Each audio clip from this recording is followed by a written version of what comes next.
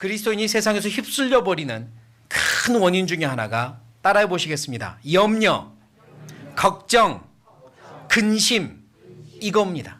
염려하고 걱정하고 근심하는 게 그리스도인들 마음속에 자리 잡기 시작하면 세상에서 휩쓸려 버려요.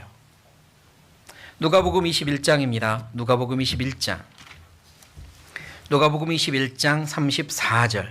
너희는 스스로 조심하라. 그렇지 않으면 방탕함과 술 취함과 생활의 염려로 마음이 둔하여지고 뜻밖의 그날이 덕과 같이 너희에게 임하리라. 방탕함, 술 취함, 생활의 염려, 이게 그리스도인들의 마음을 둔하게 하고 세상에서 휩쓸리게 하며 하나님으로부터 멀어지게 합니다. 그리스도인에게 큰 적 중에 하나가 염려예요. 노아가 탄 방주를 다시 생각해 보죠. 그들은 배 안에 타고 있습니다. 방주 안에 타고 있어요. 그리고 출렁출렁합니다. 어디에 도착할지 목적지를 알지 못해요. 언제쯤 이 비가 그칠지 또는 이 사건이 끝날지 알지 못해요. 그 안에서 염려 없었을까요? 만약에 그들이요 출렁이는 바다를 볼 수 있었다면 그 염려가 크게 들어왔을 겁니다. 넘실대는 파도를 볼 수 있었다면 그 염려가 엄청 크게 들어왔을 거예요. 그런데 방주는 창문이 있긴 있었는데 어디 있었죠? 하늘을 향해 있었어요. 갑판 천장에 있진 않았어요. 비가 새 들어올까 봐 하나님이 천장에 만들라고 하지 않았고요. 옆에다가 만들라고 했는데 위에서부터 한 규빗에 45cm 정도 내려서 창문을 냅니다. 높이가 약 13m 되는 배에서 위에서부터 45cm 정도 떼고 창문을 낸 거예요. 그러면 창문을 열고 밑에서 보면 파도가 보여요? 하늘이 보여요? 하늘만 보입니다. 하늘만 보이도록 창문을 만드셨어요. 옆에다가 만들지 않았습니다. 파도 보이지 않습니다. 비가 그치고 나서 창문을 열었을 때는 맑게 갠 하늘만 보였을 거예요. 주변에 파도가 아무리 심해도 그들이 봐야 될 건 하늘이었던 겁니다. 그게 염려를 없앨 수 있는 아주 좋은 방법인 거죠. 그들이 파도를 봤으면 정말 근심 걱정 많이 했을 겁니다. 그러나 하늘만 봤어요. 오직 하늘만. 창문을 열고 하늘만. 우리의 창문은 하늘을 향해 열려 있어야 됩니다. 세상을 향해 열려 있으면 안 돼요. 그러면 염려가 들어옵니다. 하늘만 봐야 돼요. 고린도후서입니다. 고린도후서 4장 8절 같이 읽겠습니다. 우리가 사방으로 우겨쌈을 당하여도 쌓이지 아니하며 답답한 일을 당하여도 낙심하지 아니하며 9절도 있죠. 핍박을 받아도 버림받지 아니하며 거꾸로 엎드림을 당하여도 망하지 아니하고 8절에 사방으로 우겨쌈을 당했답니다.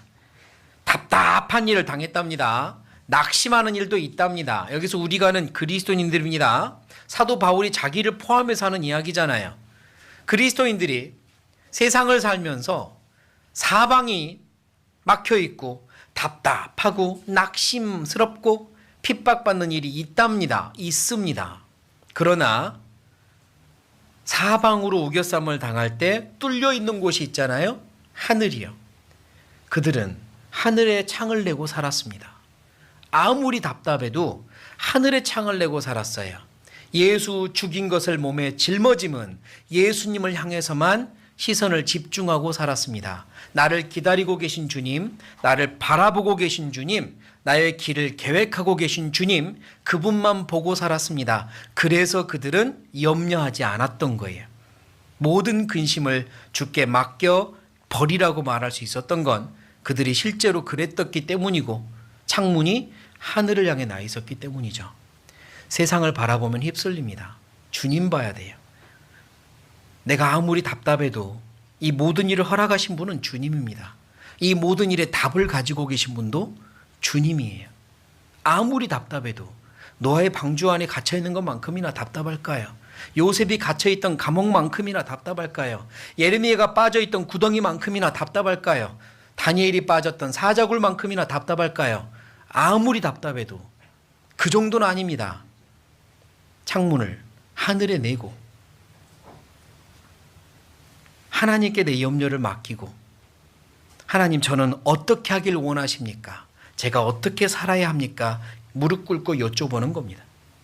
왜 이런 일이 나한테 주어진 겁니까? 왜 이러십니까? 그 답을 얻으려고 시간 낭비하지 마시고, 어떻게 하길 원하십니까? 제가 어떻게 하기를 원하십니까? 그렇게 여쭙는 겁니다. 그렇게 할 때 하나님께서 이끌어 가시는 그 길을 따라갈 수 있습니다. 골로새서입니다. 골로새서 3장 1절 2절을 같이 읽겠습니다. 그러므로 너희가 그리스도와 함께 다시 살리심을 받았으면 위의 것을 찾으라. 거기는 그리스도께서 하나님 우편에 앉아 계시느니라. 위의 것을 생각하고 땅의 것을 생각지 말라. 위의 것을 찾으래요. 너희가 그리스도와 함께 다시 살리심을 받았으면, 정말로 거듭났으면, 산 소망이 생겼으면, 정말 저 세상에 휩쓸려가는 사람들과 차원이 다른 사람이 되었으면 이제 위의 것을 찾으라. 땅에 있는 것을 생각하지 말아라라고 말씀합니다. 생각을 계속 몰두하면 거기에 마음 뺏기고 휩쓸립니다. 그리고 내가 감당할 수 없는 일이면 염려와 근심, 걱정이 오죠. 하나님께 계속 몰두해 보세요. 하나님이 다 감당해 주십니다. 내가 감당할 수 없을 때 하나님이 감당해 주세요. 위의 것을 생각하십시오. 그러면 맡길 수 있습니다. 맡길 수 있어요. 내 마음을 하늘에 둬야 됩니다. 창문은 하늘 향해 내야 돼요. 마태복음입니다. 마태복음 6장 19절 같이 읽겠습니다. 너희를 위하여 보물을 땅에 쌓아두지 말라. 거기는 좀과 동록이 해하며 도적이 구멍을 뚫고 도적질하느니라. 제가 읽겠습니다. 오직 너희를 위하여 보물을 하늘에 쌓아두라. 거기는 좀이나 동록이 해하지 못하며 도적이 구멍을 뚫지도 못하고 도적질도 못하느니라. 21절 같이 읽죠. 네 보물 있는 그곳에는 네 마음도 있느니라. 네, 우리의 보물은 하늘에 있습니다. 하늘에 보물이 있다는 것을 늘 기억해야 합니다. 땅에는 그 어떤 것도 저축할 수 없습니다. 내가 땅에 저축한 어떤 것도 하늘에 가지고 갈 수 없고요. 이 세상 불탈 때 같이 탑니다. 그렇지 않습니까? 알고 있잖아요. 하늘에 저축할 수 없어요. 그리스도인은. 아니, 땅에, 하늘에 저축하는 거지. 그러니까 내 마음의 창문을 하늘에 둡시다.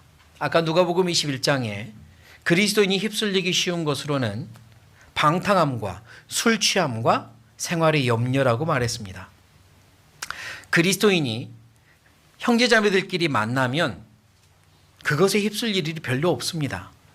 혼자 있더라도요, 그런 것에 휩쓸릴 일이 별로 없어요. 그러나 세상 친구들을 많이 만나면 그런 게 휩쓸립니다.